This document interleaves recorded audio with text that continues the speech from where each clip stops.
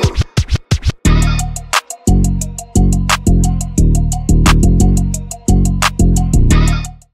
tout le monde, Alicia, hey, up in here. Welcome to another episode of the WhatsAppod. Yay! Tiens, faudrait que je me mette les boutons, les boutons pour me faire des applaudissements, des bomb drops et tout. Je vous jure que je pense que c'est possible. Je vais pouvoir me le faire.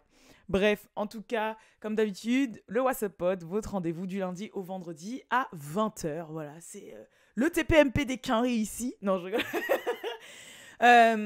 Et aujourd'hui, j'ai décidé de déroger à la règle un petit peu qu'il y a eu ces derniers jours. On ne va pas parler du procès de Megan Thee Stallion et Tory, même si vous m'aviez dit « Non, fais jusqu'à la fin le verdict, etc. » Aujourd'hui, je voulais un petit peu changer, parce que c'est pas forcément tout le monde que ça intéresse, même si ça en intéresse beaucoup. Mais vous inquiétez pas, demain 20h, ça revient. Et du coup, si jamais on cumule les news du procès de lundi et de mardi, vous allez avoir un vrai épisode. Donc voilà, mais today, j'ai décidé de reprendre un petit peu le format classique des news et du WhatsAppod. Enfin, classique, je l'ai fait une semaine, mais... Mais on va parler de plusieurs événements qui se sont passés dans le game. Donc on va passer par les gossips, par les news, par le côté un petit peu plus boss lady. Et bien évidemment, je vais vous parler d'une petite bad news parce que je pense que voilà, fallait quand même qu'on en parle, même si c'est pas tout le monde qui était très familier avec cette personne qui nous a quittés récemment. Donc restez branchés. Niveau gossip, du coup, on va parler de Latto qui a tapé une petite crise là sur Twitter puisque... elle a tweeté en disant « Ouais, j'ai grave de la musique où je ne parle pas de VaJJ. » En gros, pas parler de Pussy et tout ça là. « Et vous ne les écoutez pas et c'est pas mon problème. » Donc pourquoi elle a tweeté ça ? C'est parce qu'elle répondait en l'occurrence aux commentaires d'une dame du hip-hop qui s'appelle Debra Atney, qui est la mère du rappeur Waka Flocka et qui est aussi anciennement la manager de Nicki Minaj, de Gucci Mane et tout. Donc grande dame. Vous avez pu la voir, je pense, dans Love & Hip Hop Atlanta. C'est un petit peu la maman, etc. Et récemment, elle a donné un peu elle a donné une interview où elle expliquait son expérience dans le game. Donc forcément, c'est une dame qui a toujours fait l'éloge de Nicki Minaj quand elle parle vraiment de la work ethic de Nicki Minaj en disant c'est un truc de ouf, elle est tellement focus, elle est carrée, il n'y a pas d'écart, elle charbonne de ouf et tout. Et elle a drop 2-3 petites bombes comme ça. En l'occurrence, elle avait parlé du fait que Gucci Mane détestait Nicki Minaj parce que Nicki Minaj ne le laissait pas la coquer. Voilà, ne la laissait pas hit. Ne la laissait pas, vous avez compris, l'emmener dans son lit. Et du coup, il l'avait toujours détestée et que maintenant, il comprend pas. Elle a l'impression que le game, c'est vraiment devenu du pur business et que elle trouve ça bizarre que des artistes montent des labels dans lequel il y a d'autres labels parce que pour elle, un artiste, il voudra jamais qu'un autre artiste monte plus haut que lui. Et que c'est pour ça qu'elle préfère les labels ou les trucs un peu de management qui sont gérés par des gens qui aiment le management, qui aiment le fait de produire, etc., mais qui ne sont pas forcément eux-mêmes des artistes, parce qu'en général, ça pourrait nuire aux autres artistes. Enfin bref, voilà, elle a drop plein de bombes comme ça, et en l'occurrence, à un moment, elle a parlé du game féminin, et elle a parlé du fait que dans le game féminin, malheureusement, c'est énormément sexualisé et centré sur le sexe, surtout sur les musiques. Et qu'il y a d'autres sujets, voilà, qu'on peut parler d'autres sujets que le sexe tout le temps. Parmi les artistes dont elle a parlé à ce niveau-là, elle a parlé de Latto. Bon, elle a dit ça dans un côté très... Elle parlait dans le game en général, vous voyez ce que je veux dire, mais c'est vrai que le nom de Latto a été cité, et du coup Latto, forcément, elle a répondu sur Twitter en disant, en fait, j'ai fait plein de musiques qui parlent pas forcément de sexe, mais personne ne les écoute, donc c'est pas mon problème, en fait. En gros, c'est le public qui choisit. Je sais qu'il y avait Cardi B qui avait déjà eu ces propos-là, surtout à l'époque de WAP où elle était arrivée et tout. Et elle disait aussi pareil que en fait, malheureusement, c'est le sexe qui fait vendre, surtout dans le game féminin, et que résultat, il y a plein d'autres artistes qui ne parlent pas de sexe dans leur musique. Et bizarrement, ces artistes-là, personne ne les écoute et on les pousse pas. Donc au bout d'un moment, on fait ce qui fonctionne. Et c'est vrai que dans leur discours, elles n'ont pas tort, mais en même temps, il s'agit de plus creuser en fait et de se demander pourquoi la société ou pourquoi les consommations sont très axées sur la sexualité. Voilà, parce que des habitudes de consommation, ça change. Je pense que moi, personnellement, j'ai un Master 2 en marketing, qui est l'art de donner envie aux gens de consommer. On n'est pas bête, on a été élevé par la télé, on a été élevé par les réseaux sociaux, surtout cette génération, etc. Et au bout d'un moment, on sait quand même que les goûts et les couleurs sont un minimum drivés et que l'être humain est quand même un minimum un mouton. Voilà. Et que si jamais tu as envie de changer la tendance, tu peux. Sauf que le sexe fait vendre et que en l'occurrence, là, on peut pas mentir sur le fait que si on compare un petit peu les sons d'il y a quelques années à maintenant, l'hypersexualisation est très très très très très présente. Ok, certes, dans le game féminin, les sujets qui priment, c'est surtout l'amour, les sentiments, les relations de couple, les trahisons amicales, etc. Alors que quand on va se retrouver dans le game masculin, on va beaucoup retrouver de trucs sur l'entrepreneuriat, le hustle, partir d'en bas, être dans les ghettos et puis réussir, faire des échecs, monter, etc. C'est vrai que quand on compare un petit peu les sujets féminins et les sujets masculins, on voit quand même que chez les mecs, il y a quand même une plus grosse ouverture d'esprit, enfin, une plus grosse ouverture de sujet et qu'ils vont parler quand même de la réussite, beaucoup plus. Alors que chez la femme, on va pas te parler de la réussite, on va surtout te parler de « Ah, mon mec m'a trompé »,« Ah, je t'aime » ou « Ah, my pussy is good, make money ». C'est vrai que c'est un peu chiant, mais je pense qu'en fait, il faut trouver le bon moyen de le faire. Et après, la femme est un être sentimental, qui ne veut pas dire forcément un être plus faible que l'homme. Je ne vais pas faire la féministe ici. Et que du coup, j'ai rien contre le fait, bien évidemment, vous savez très bien que d'écouter du SZA, du Summer, ou etc., c'est ma came à la mort. Donc, nous n'allons pas stopper d'ici là. Mais c'est vrai que pour le truc qui pousse vraiment à la michetonnerie et à la sugar daddyance, c'est un petit peu relou. Voilà, moi, franchement, je le dis. Hein. C'est pour ça que d'ailleurs, quand Glorella elle est arrivée, moi, j'ai kiffé. Je sais qu'il n'y a pas forcément beaucoup de gens qui vont valider et qui vont dire « Ouais, elle a toujours encore le même style ou sa voix ou c'est difficile de comprendre ce qu'elle dit puisqu'elle a un accent de Memphis de ouf. » Mais malheureusement, ces textes, ils changent en fait. Ça fait penser un petit peu à un texte de hustle, un texte un peu plus de tirer vers le haut, de réussir malgré tout et de travailler sa way to the top, ça fait plaisir en fait d'attendre un peu ça que plutôt des sons où c'est toujours ma pussy is good so he buy me a car, tu vois, genre c'est bon en fait, on a compris, voilà. Genre c'est peut-être bien quand t'es en soirée pour twerker et tout, mais personnellement je trouve pas ça ouf. Je préfère 1000 fois un son ego trip qui dit que t'es la meuf la plus fraîche de la soirée qui prend soin d'elle, qui a pas besoin d'un mec parce qu'elle fait sa propre money. Oh, I ain't got no time for you. Yeah, boy, you want me, but you got a long way to go. Comme pouvait dire Cassie, etc. Genre, je préfère 1000 fois ça que prôner la sugar daddyance, tu vois. Pourtant, c'était très féminin à l'époque. Mais les paroles, c'était plus ça. C'était « Oh, you want me, boy, but you got a long way to go. Oh, you want to put you in my bed, but you are not ready for a girl like me. » Tu vois enfin, je sais pas, c'était plus des trucs comme ça, tu vois, que sur le désir et le fait que la femme soit quelque chose de... que plutôt « Oh, you don't make no money, so you not gonna have that pussy. » Enfin... Et c'est vrai que c'est chiant, c'est pour ça que je suis pas une conservatrice, mais je reste une grande fan quand même de la musique de milieu des années 2000 jusqu'à années 2000 et fin 90, parce que je trouve que ouais, voilà, il y a un petit peu moins, il y a un petit peu moins de charme, même s'il y a des artistes quand même qui l'ont toujours, hein, surtout dans les R&B, que ce soit les Her, les Ella May, les trucs comme ça, voilà quoi.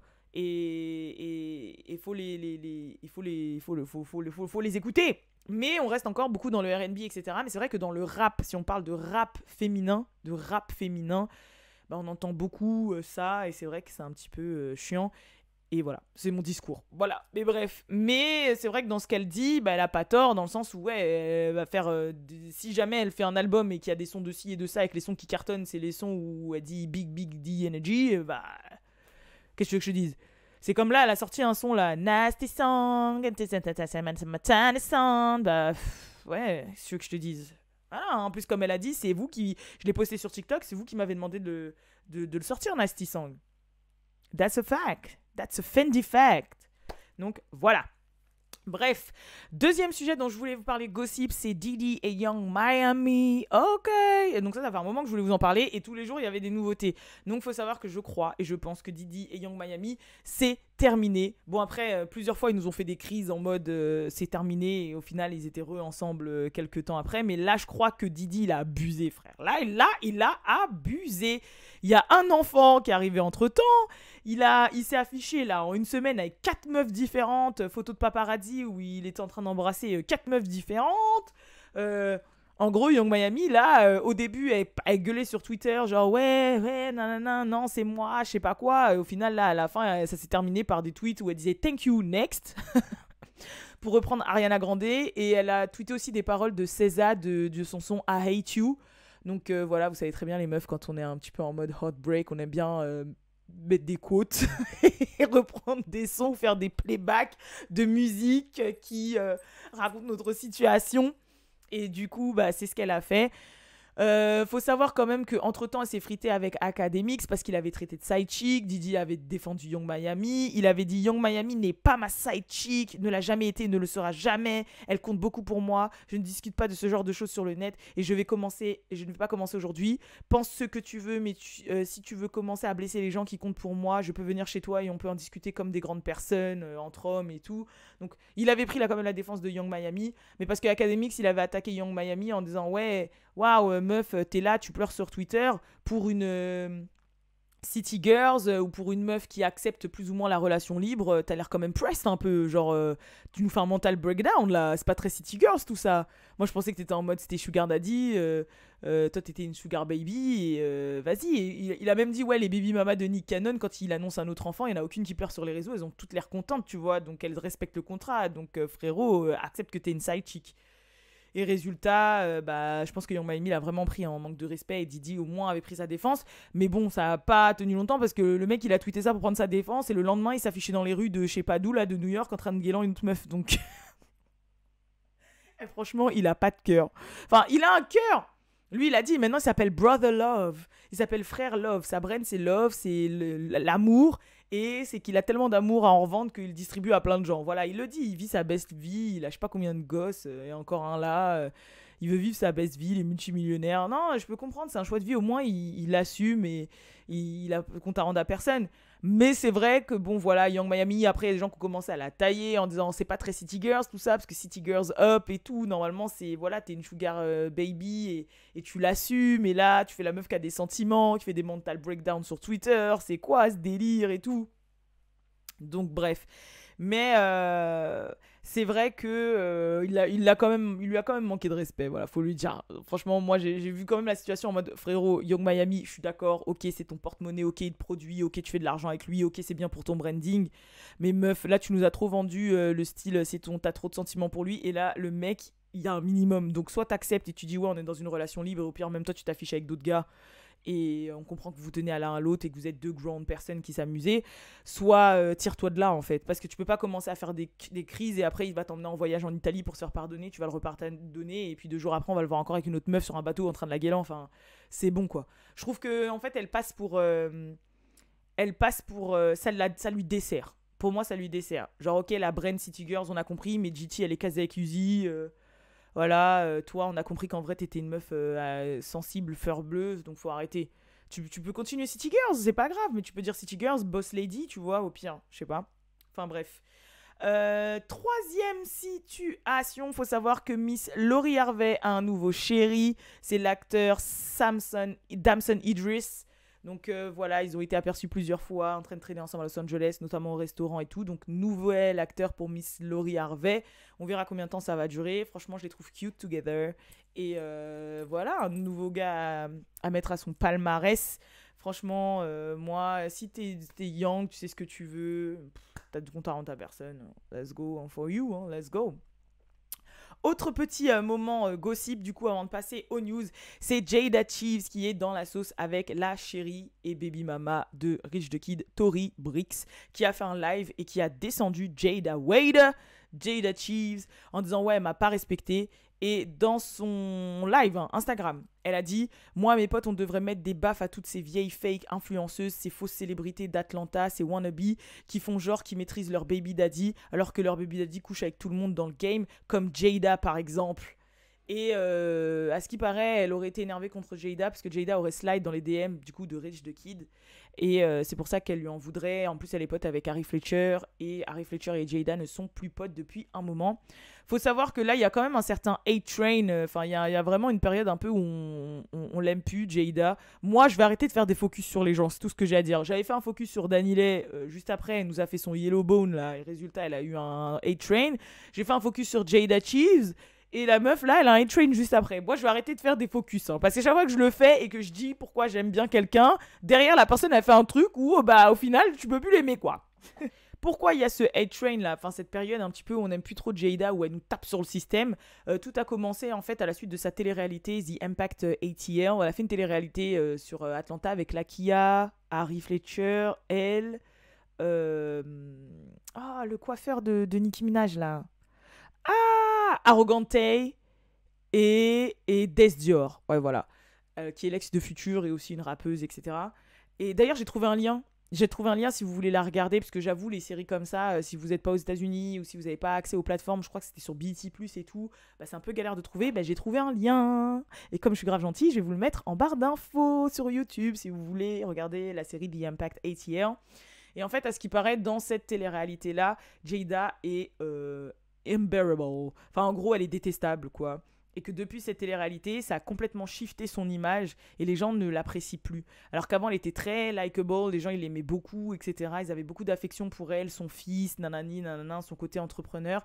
Et les gens l'ont pas du tout aimé dans la télé-réalité. Et depuis, l'énergie a complètement shifté. Et ça fait qu'ils en ont marre, en fait, d'elle. Donc j'avoue que j'ai regardé que le premier épisode, j'ai pas regardé le reste des épisodes, donc je peux pas m'exprimer dessus, mais je vous promets de regarder la télé-réalité en entier et de pouvoir vous donner mon avis. Mais c'est vrai que depuis, il y a eu un changement, là, un flip, et je pense aussi que les gens, ils en ont marre de son comportement par rapport à Lil Baby, en fait. Je pense que les gens, ils en ont marre et que, autant peut-être que dans la première partie de sa vie, l'entrepreneuriat, si vous avez pas vu la vidéo que j'ai faite sur elle, allez-y, n'hésitez pas. Ok, c'était vrai, c'est démerdé, elle a eu ce coup de boost et tout, elle a fait vraiment... ce qu'elle avait à faire, millionnaire à 15-16 ans, etc.